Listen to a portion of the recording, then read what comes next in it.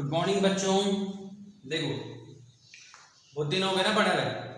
चलो अपन ने इससे पहले वाली जो क्लास थी उसमें मैंने आपको 3.1 समझाई थी और उस 3.1 के अंदर क्या समझा था अपन ने, राइट द ओल्ड फैक्टर्स, मतलब फैक्टर समझे थे अपन ने कि किस तरीके से अपन फैक्टर करते हैं। ठीक है ना। आज अपन पढ़ रहे हैं नया टॉपिक और अपना जो नया टॉपिक है वो है सबसे पहले प्राइम नंबर। ठीक है कि प्राइम नंबर्स क्या होते हैं। देखो ये जो भी नंबर्स होंगे सब कहाँ से आएंगे, आपको सिर्फ क्या आनी चाहिए, आपको सिर्फ काउंटिंग आनी चाहिए। क्या आनी चाहिए बच्चों? काउंटिंग। जैसे ये 0 1 2 3 4 इसके बाद की काउंटिंग आती है ना आपको। तो अपने सारे के सारे जो नंबर बेस्ड है वो सिर्फ किस पे बेस्ड है, अपने इस काउंटिंग पे बेस्ड है। ठीक है। तो समझो सबसे पहला जो है अपने पास प्राइम नंबर। ठीक है कि प्राइम नंबर क्या होता है। तो यहाँ पे मैंने आपको ये डेफिनेशन लिखा हुआ है, द नंबर अदर देन 1, मतलब एक ऐसा number other than 1 whose only factor are 1, मतलब कोई ऐसा नंबर जिसका सिर्फ फैक्टर क्या हो, 1 हो। देखो the number other than 1 whose only factor are 1 and the number itself are called, मतलब कोई नंबर जिसका खुद फैक्टर हो इटसेल्फ और 1 फैक्टर हो, इसके अलावा कोई और फैक्टर नहीं हो, उसको क्या बोलेंगे अपन, उसको बोलेंगे प्राइम नंबर। कैसे? जैसे यहाँ पे अपन समझे कि 2 है, 2 के फैक्टर करो आप, 2 में किस से डिवाइड कर सकते हैं अपन 2 को इटसेल्फ, मतलब 2 को आप खुद से डिवाइड कर सकते हो, मतलब 2 जो है डिविजिबल है ओनली 2 से। ठीक है। और या फिर किससे डिविजिबल है, 1 से। तो ऐसे फैक्टर्स, ठीक है, जो या तो खुद इटसेल्फ डिविजिबल हो या फिर 1 से डिविजिबल हो, उनको बोलेंगे पर प्राइम नंबर्स। ठीक है। तो देखो यहाँ पे एग्जांपल लिखे हुए हैं, मैंने 2 लिखा हुआ है, 3 लिखा हुआ है, 5 7 11, ऐसे और भी बहुत सारे होते हैं। ठीक है। जैसे 13 हो गया, 17 हो गया, 19 हो गया और 23 हो गया। ऐसे बहुत सारे नंबर जो होंगे वो किसी से डिवाइड नहीं होते हैं। जो किसी से डिवाइड नहीं होते हैं उन्हीं नंबर को अपन क्या बोलते हैं, प्राइम नंबर बोलते हैं, मतलब वो इटसेल्फ खुद से डिवाइड होंगे। आ रही है आपको बात समझ में? उनको क्या बोलेंगे अपन, प्राइम नंबर बोलेंगे।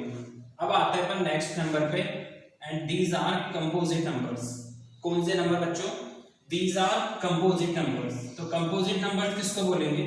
देखो यहाँ पे लिखा हुआ है डेफिनेशन के अंदर कि number having more than 2 factor, मतलब ऐसे नंबर जिसके मोर देन 2 फैक्टर हो, मतलब खुद तो उसका फैक्टर हो ही हो, उसके अलावा देखो 2 फैक्टर तो ऑलरेडी हो गए ना। जैसे मान के चलो ये 18 है, 18 डिविजिबल है 18 से, और 18 जो है 1 से भी डिविजिबल है।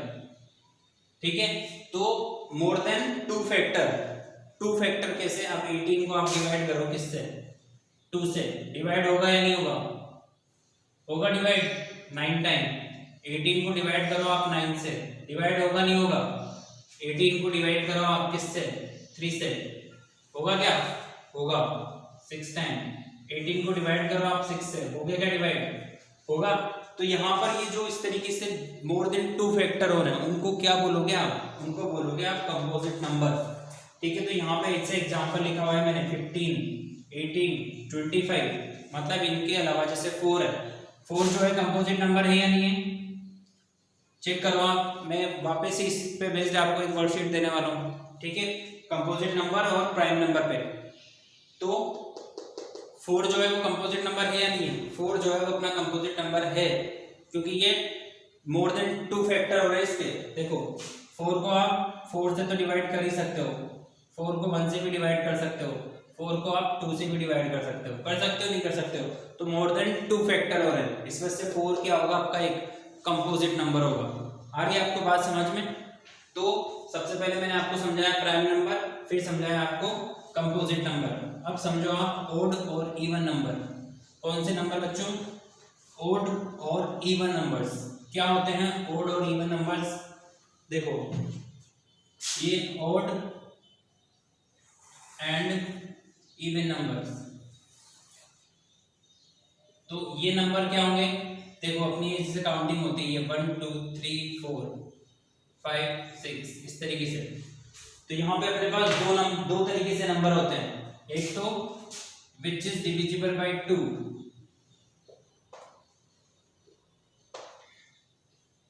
विच इज डिविजिबल बाय 2 और not divisible by 2, not divisible by 2। देखो दो तरीके से नंबर होंगे, कुछ जो होंगे वो तो 2 से डिवाइड होते हैं और कुछ होते हैं जो 2 से डिवाइड नहीं होते हैं। जैसे 2 से डिवाइड कौन कौन होते हैं?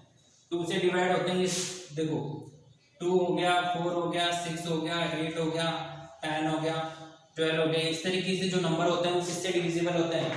2 से डिविजिबल। और जैसे कौन नहीं होते, जैसे 1 हो गया, 3 हो गया, 5 हो गया, 7 हो गया, 9, 11, 13, ये इस तरीके से जो 2 से डिविजिबल नहीं होते हैं और जो 2 से डिविजिबल होते हैं। तो इसी के बेस पे इनको अपन क्या बोलते हैं? ओड और इवन बोलते हैं। ठीक है, तो जो डिविजिबल नहीं होते हैं इनको तो बोलेंगे अपन ओड नंबर। कौन से नंबर बोलेंगे? Odd number. ठीक है, और जो 2 से डिविजिबल होते हैं उनको क्या बोलोगे आप? Even number. आगे आपको बात समझ में?